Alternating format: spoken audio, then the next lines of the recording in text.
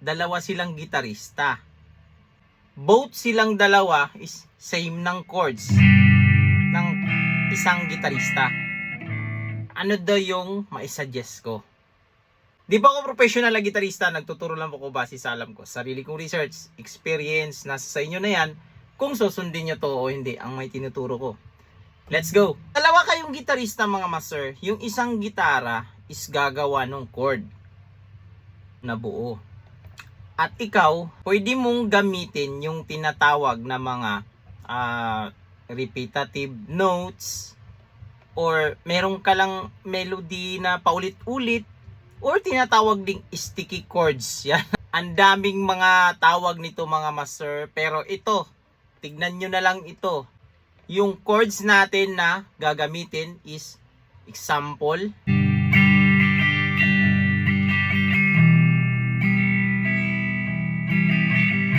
Kailangan may knowledge ka rin sa tinatawag na mga movable shapes.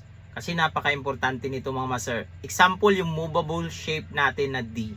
Ito yung D chord natin, di ba? Major yan, tapos ito minor. Yan. Pag ganitong shape, yan, tandaan nyo, shape. D shape. So major, pag ganito, minor. So, stay ka lang dito sa tatlong string. Ito kasi mga master is nauusod. Basta alam mo lang yung fretboard, yung bilog na to. Yan, pag alam mo lang yan. So, nag-start tayo sa D. Pag inusod ko to, magiging D sharp. So, yan din yung ating E flat. Kasi same lang yan sila. So, E, pag inusod ko pa, F, F sharp, G, G sharp, A sharp, B, C, C sharp, din balik tayo sa octave natin na D. Yan. So, ito mga master is major lahat. Pag ginawa ko ng ganitong position or shape, yan, magiging minor. So, pag iusod ko to, so, D sharp minor, E minor, F minor, F sharp minor, G minor, so on so forth. Basta alam mo lang talaga yung 12 notes yung pagkakasunod. Kasi pwede mong gagawin yan. Halimbawa may chord progression na yung example natin na ganito. So hanapin mo lang yung G. Example, ito yung D mo.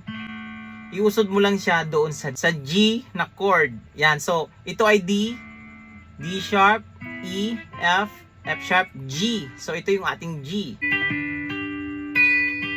Then ang sunod natin doon is E minor. So D, D sharp, E.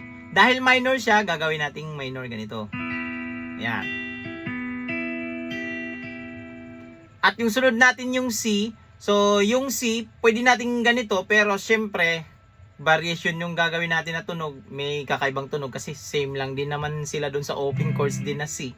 So, ang gagawin natin yung C na dito sa high. So, D, D sharp, E, F, F sharp, G, G sharp, A sharp, B, C. So, nandito yung C. At syempre, ganun din yung pag D dito yung nasa chord. So, yung D na lang nakunin natin yung octave niya. Yan. So, ito yung ating chord. G. E minor. Pwede kang gumawa dyan ng parang slide. D. Yan. Try natin.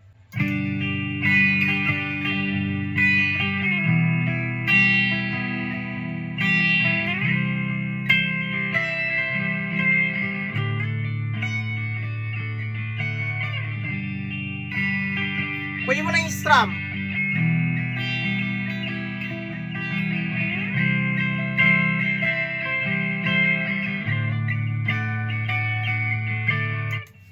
Di ba mga master, maganda siya pakinggan? Oh, may variation ka na tunog.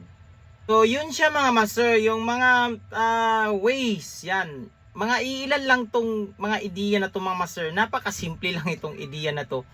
Alam ko na makapagbigay ito ng konting ideya at ma-enhance yung ating tugtugan yan sa church. At hindi lang ito sa church, nagagamit din ito kahit sa banda. Maganda kasi pag may ganitong meron kang ibang tipa, kumbaga. So, wag itong kalimutang i-share mga master sa mga kilala nyo, kaibigan nyo na mahilig din sa gitara. Hanggang dito lang, this Smart Music. God bless you all. Peace out.